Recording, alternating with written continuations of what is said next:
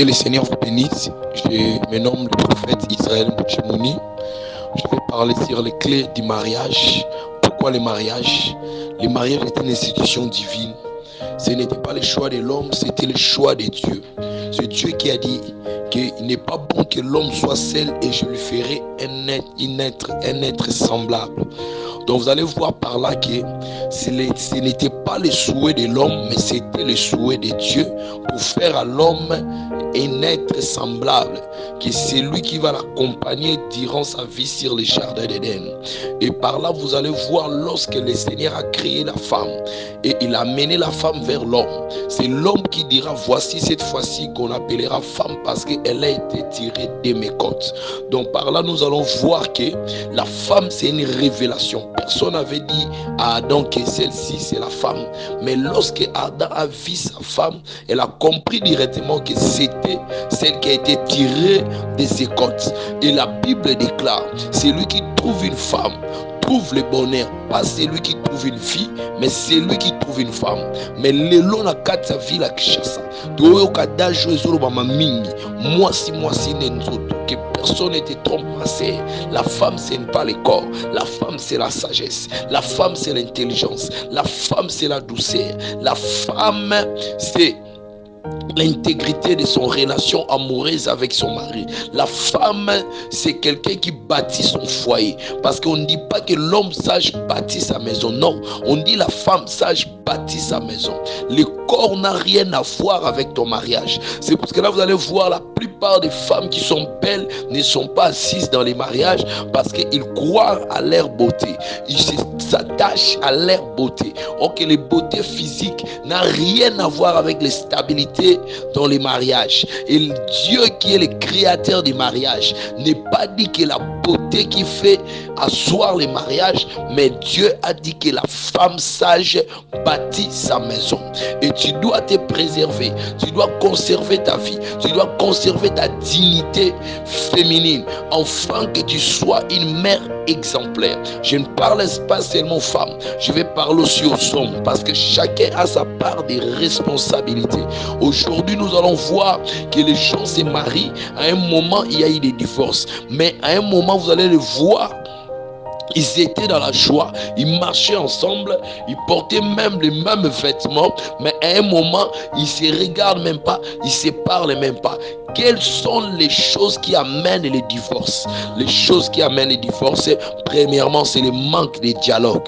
Deuxièmement, quand il n'y a pas la complicité. Troisièmement, quand tu connais que tu n'es pas doux, ne te marie pas. Quand tu connais que la femme toi aussi, quand tu connais que tu n'es pas humble, parce que la Bible déclare que la femme respecte son mari. Et Dieu a dit que l'homme aimera sa femme et la femme doit être soumise. Quand tu sais que tu n'as pas encore la douceur, la soumission, ma sœur, je suis sincère avec toi, ne te marie pas. Et toi l'homme, quand tu sais que tu n'es pas capable d'aimer, ne te marie pas. Chacun est en train de nous dire clairement, agissez avec vos femmes avec sagesse parce que ce sont des êtres faibles pour que vous devez rendre compte.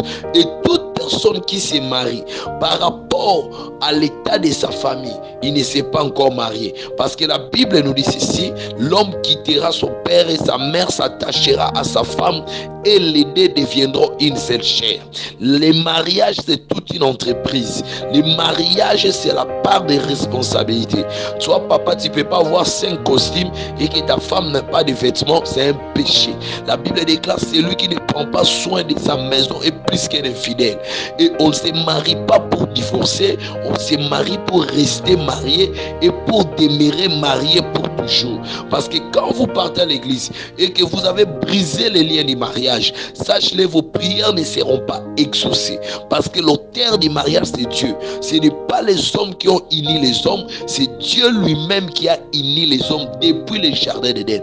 Pendant que Dieu unissait l'homme et la femme, il n'y avait pas un pasteur, il n'y avait pas un évêque, il n'y avait pas un apôtre, il n'y avait pas un évangéliste, Adam abala apesa mbongo pa babokilote. Abala Ève nzambe na balisaki. Donc cela veut dire quoi? Cela veut dire qu'ils étaient unis pour toujours. Le lien du mariage est sacré. Le vœu du mariage est sacré. Le vœu du mariage doit être honoré et respecté. Et tout marié, c'est un honorable. Là, c'est Dieu qui le dit. Quand vous honorez votre mariage, le créateur du mariage qui est Elohim vous honorera, vous bénira, vous accordera la stabilité. Et qu'est-ce qui détruit le mariage? Ne pas mettre Christ au centre de votre vie. Quand vous ne mettez pas Jésus-Christ au centre de votre vie, sachez-le que votre mariage est déjà à côté. Parce que c'est lui qui peut donner la stabilité, ce n'est que Dieu. La Bible nous dit dans le livre des Psaumes, chapitre 127, si l'Éternel a bâti la maison, c'est qu'il a bâti ce travail en vain. Que personne ne vous mente. Que personne ne vous mente. La Bible déclare chaque maison est bâtie par une personne. Mais c'est lui qui construit toutes choses, c'est Dieu. On ne se marie pas par un défi. On ne se marie pas parce qu'on est en train de voir qu'on est en train de grandir. On se marie lorsqu'on se croit, on est déjà responsable. Être responsable, ce n'est pas travailler. C'est assumer ses responsabilités. C'est prendre soin d'un sexe opposé. Alléluia. Gloire à Jésus. J'aime ça. C'est prendre soin d'un sexe opposé et de ne pas avoir de remords. Des remords, ça veut dire quoi? Des inquiétudes inutiles. Et quand vous faites ces choses-là et que vous êtes dans les inquiétudes, sachez-le, votre Père Céleste qui regarde dans les secrets vous jugera. Et je pense que vous pouvez lire même dans le livre de Genèse chapitre 38, vous allez lire l'histoire de Tamar et de tous ceux qui l'ont épousé, comment Dieu avait détruit. Moi si Nzotote, moi si Mayele, moi si sagesse, moi si tempérance, moi si de patience, moi si de intelligence, moi si apport. La Bible déclare dans les livres des Proverbes chapitre 31, le cœur de son mari se réjouisse. Il est comme une marchandise qui apporte les marchandises de loin. La Bible déclare la grâce est trompeuse, mais une femme qui craint l'Éternel, c'est celle qui sera louée. Une femme sage, c'est celle qui sera loué. Et la Bible nous dit clairement dans le livre des Proverbes, on peut hériter de ses parents tous les trésors, mais une femme vertueuse, c'est un don de l'Éternel. Tu ne peux pas te marier à un homme qui est déjà dans l'alcool, qui est déjà dans la vie qui n'est pas bonne. On a changé mon frère, ma soeur, faites attention. N'entrez pas dans une relation amoureuse et qui finira mal. N'entrez pas dans une relation amoureuse que tu n'as pas demandé la volonté de Dieu. Demande toujours la volonté de Dieu à chaque pas que tu veux faire dans la vie, et surtout sur ce qui concerne les mariages, parce que les enfants qui vont venir, ils vont vous laisser un jour. Tu vas rester avec ton mari, tu vas rester avec ta femme.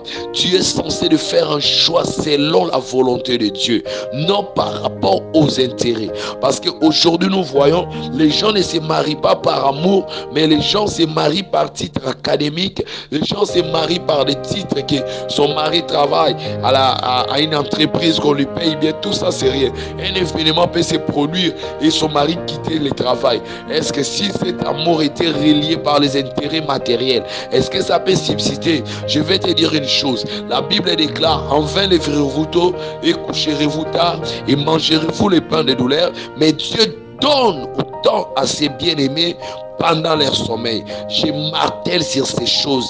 Moi si Nsotote, moi si de mayele, moi si de sagesse. Binoba onano bokoti na kati ave ya mariage te. Mutu aye kopeso kazi ya masanga peselio. Akomo déranger nzoto kopesa te. Respecte le vœu du mariage. Dala ba misusu ba tiki bango ba qu'est-ce que c'est? Atiki le même bana ye wana kenda. Atiki, donc tu vas voir que quelqu'un qui veut honorer sa femme va attendre jusqu'au jour où il va accomplir les vœux sacrés qu'il a fait. Ma prière pour toi qui écoutes cet audio, que le Seigneur, le Dieu qui donne la stabilité, le Dieu qui restaure, le Dieu qui bénit, le Dieu qui ouvre des chemins, qu'il fasse pour toi une grâce exceptionnelle, que tu rencontres l'homme de ta vie, la femme de ta vie, et que tu vives le reste de tes jours sur la terre avec la joie. Je déclare cela au nom puissant de Jésus-Christ, le Dieu de Dayo Samuel, le Dieu de Bishop de Oedepo. Je prie au nom de Jésus sur tous parents qui avaient perdu la dignité parentale. Je déclare au nom de Jésus, reçois un bon travail et l'autorité que Dieu t'a donnée, que cette autorité soit remise en état au nom puissant de Jésus-Christ de Nazareth. Je vais parler encore pour terminer un peu cet audio. Je vais vous dire une chose, ne vous mariez pas par l'aspect physique. L'homme c'est le cœur, la femme c'est le cœur. C'est la seule conseil que je peux te donner. L'homme c'est le cœur, la femme c'est le cœur. On ne se marie pas parce que on a vu les autres se marier, mais on se marie quand il est le temps, quand il est temps de se marier, et avec qui que tu veux construire ton foyer, que ce soit pour la femme, que ce soit pour l'homme. Demandez toujours la volonté de Dieu. Je termine par là. Moi si nzototé, moi si ndemoto. Le corps n'a rien à voir avec ton stabilité maritale. Non, c'est la tête qui va fonctionner. C'est l'esprit, c'est l'âme, c'est la tempérance, c'est la bienveillance, c'est la paix, c'est la maîtrise, c'est la douceur. C'est ce que Dieu demande à une femme sage. Au reste, que Dieu vous bénisse. Une bonne chance pour vous que je demande, que ce soit ministre de Dieu qui, je demande une bonne chance, que le Seigneur vous bénisse. C'était le prophète Israël Muchimouni, le fils spirituel de Bishop David Oyedepo. Que le Seigneur vous bénisse.